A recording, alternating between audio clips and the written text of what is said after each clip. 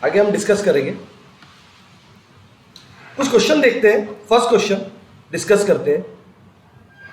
If the speed of an object moving along straight line keeps changing its motion is said to be. First option है हमारा uniform, second है non uniform, C है circular, D है none of this. तो अगर ये object हमारा यहाँ पर कहीं ये लिखा कांस्टेंट स्पीड से मूव कर रहा है, ऐसा कहीं नहीं लिख रहा, तो आंसर क्या आएगा हमारा नॉन यूनिफॉर्म मोशन।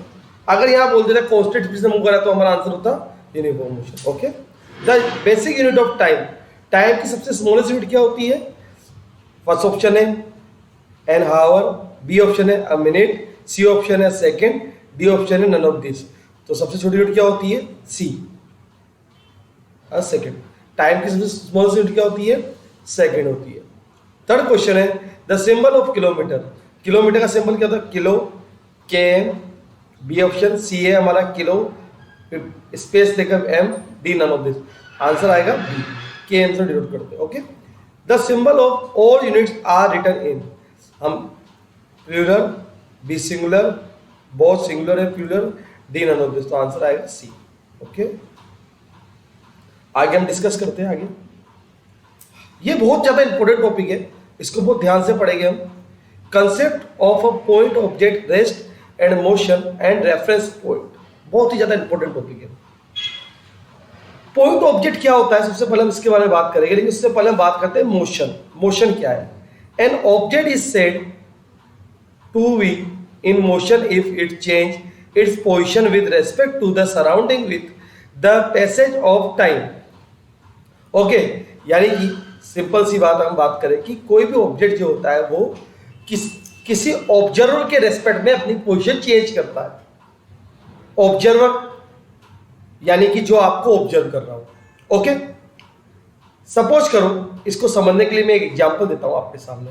आप क्लास में बैठे हुए हो और आप क्लास में मस्ती कर रहे हो, टीचर आपको ऑब्जर्व कर रहा है, टीचर के रेस्पेक्ट में आप मस्ती कर रहे हो, तो टीचर आपका क्या हुआ? ऑब्जर्वर हुआ। मैथमेटिक्स में हम जैसा कि पढ़ते, देखिए मैं एक ग्राफ बना रहा हूं छोटा सा, इसे क्या बोलते हैं? हम ओरिजिन बोलते हैं। ओरिजिन पर कोऑर्डिनेट क्या होते हैं? 0 0। यहां से ऑब्जेक्ट क्या करता है? अपनी पोजीशन चेंज करता है। हम जो ग्राफ बनाते हैं, अगर स्ट्रेट लाइन होगा तो ऐसे होगा, नॉन यूनिफॉर्म होगा, तो different different types of graph हम बनाते हैं। ठीक है, तो यहां से पोजीशन चेंज करता है, तो ये क्या होता है? इसका ओरिजिन होता है, और ये क्या होता है? हमारा ऑब्जर्वर होता है। ओके, रेफरेंस पॉइंट, इसको हम ऑब्जर्वर भी बोल सकते हैं, ओरिजिन भी बोल सकते हैं, और रेफरेंस पॉइंट भी बोलते हैं। जिसके रेस्पेक्ट में हम हमारी पोजीशन चेंज करते हैं वो हमारा रेफरेंस पॉइंट भी होता है और ऑब्जर्वर भी होता है। ओके, एक एग्जांपल और समझेंगे। मान लीजिए आपके स्कूल से आपका जो घर है वो 2 किलोमीटर की डिस्टेंस पर है। आप स्कूल से, आप घर से जब स्कूल जाओगे तो घर आपका क्या होगा? घर आपका होगा रेफरेंस पॉइंट। क्या होगा? रेफरेंस पॉइंट होगा। ओके, रेफरेंस पॉइंट, इसके साथ साथ एक चीज और आती है, वो होता है रेफरेंस फ्रेम। क्या होता है? Reference frame. देखिए रेफरेंस पॉइंट के बारे में यहाँ ये डिस्कस कर रहे हैं हम। ठीक है, रेफरेंस फ्रेम, रेफरेंस फ्रेम क्या होता है? जहां पर ऑब्जर्वर होता है, जहां पर ऑब्जर्वर खड़ा होकर आपको देख रहा है, वो जो पैलेस होता है वो आपका रेफरेंस पॉइंट होता है। जैसे कि सपोज कीजिए आपकी क्लास में जो टीचर है वो पोडियम पर खड़े हैं और वो पोडियम से आपको ऑब्जर्व कर रहे हैं, तो पोडियम क्या हुआ? आपकी क्लास का रेफरेंस फ्रेम हुआ। क्या हुआ? रेफरेंस फ्रेम हुआ। मान लीजिए मैं अर्थ पर खड़ा हूं तो, और आपको ऑब्जर्व कर रहा हूं, तो अर्थ क्या हुई? हमारा रेफरेंस फ्रेम। जहां पर ऑब्जर्वर रहता है, स्टैंड रहता है, खड़ा रहता है, वो क्या होता है? आपका रेफरेंस फ्रेम होता है। और जो आपको ऑब्जर्व करता है, ऑब्जर्वर होता है, उसे हम ओरिजिन भी बोल सकते हैं, रेफरेंस पॉइंट भी बोल सकते हैं, ऑब्जर्वर भी बोल सकते हैं, जहां से हम डिस्टेंस काउंट करते हैं। ठीक है, ओके। अब बात करते हैं सबसे ज्यादा इंपॉर्टेंट और बहुत अच्छा पॉइंट है ये, पॉइंट ऑब्जेक्ट। पॉइंट ऑब्जेक्ट होता क्या है अगर इसको समझे?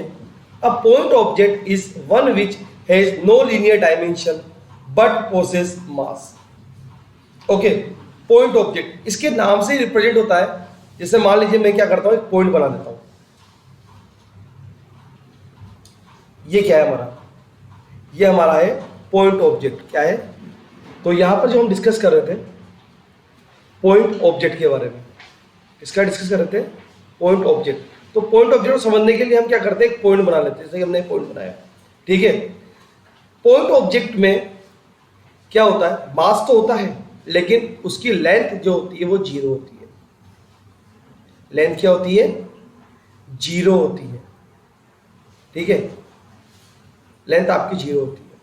अब आप सोचोगे कि सर लेंथ कैसे जीरो हो सकती है, ठीक है। कोई अगर ऑब्जेक्ट है, अगर पॉइंट भी है, उस पॉइंट की कुछ चाहे मिली सेंटीमीटर इक्विवेलेंट तो लेंथ होगी, मैं कहूँगा बिल्कुल होगी।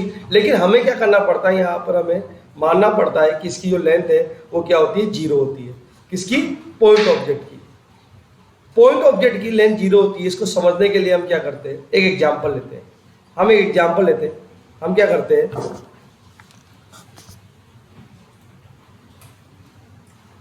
हम जैसे मान लीजिए हमें जयपुर से,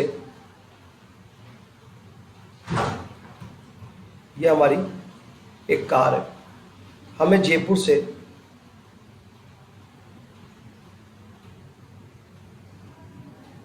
दिल्ली जाना है। कहाँ जाना है, दिल्ली जाना है। और जयपुर से दिल्ली की डिस्टेंस है वो कितनी है, माना 400 किलोमीटर। ओके, अब जो हम कार की लेंथ बताए, माना कार की लेंथ क्या है हमारी, L यानी लेंथ और C यानी कार। कार की length compare to Jaipur to Delhi के रेस्पेक्ट में वेरी वेरी वेरी लेस होगी, यस और नो। जो कार की लेंथ है वो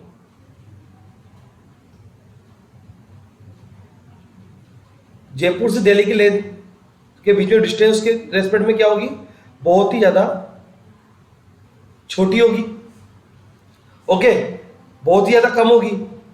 तो इससे हमें पता लगता है कि इतनी कम डिस्टेंस होने की वजह से क्या होगा, जो कार की जो लेंथ होगी उसको हम क्या करना पड़ेगा,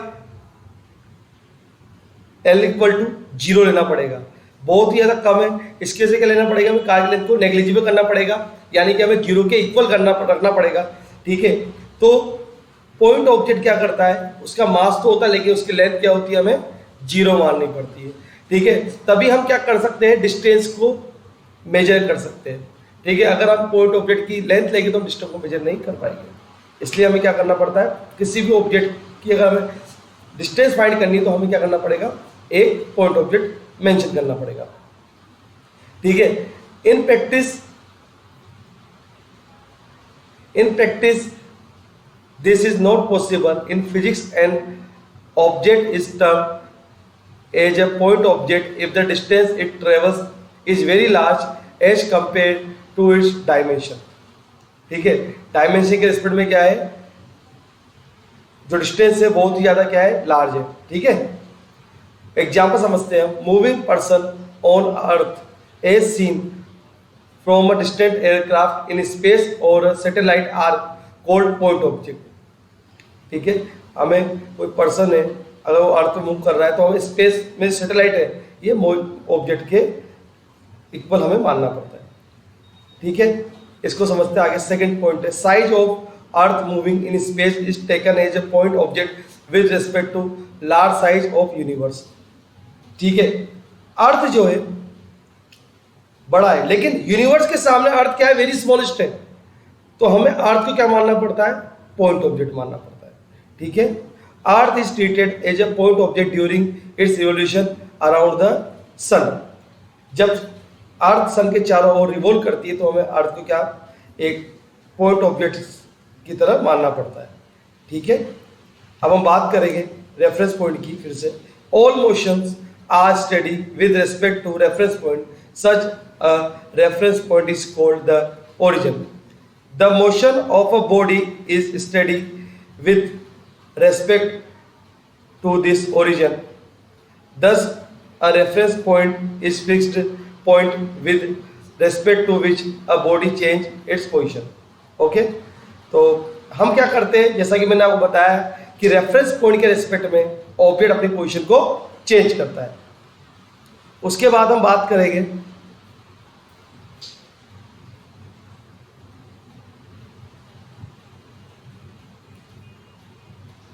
रेस्ट के बारे में। रेस्ट, जैसा कि मैंने आपको पहले बताया, an object is said to be at rest if it does not change its position with respect to the surrounding with the passage of time. अगर ऑब्जेक्ट क्या है हमारा रेस्ट पर है तो वो रेस्ट पर रहेगा, ठीक है, रेस्ट पर है तो वो रेस्ट पर रहेगा जब तक कि हम उसकी पोजीशन चेंज नहीं कर दे।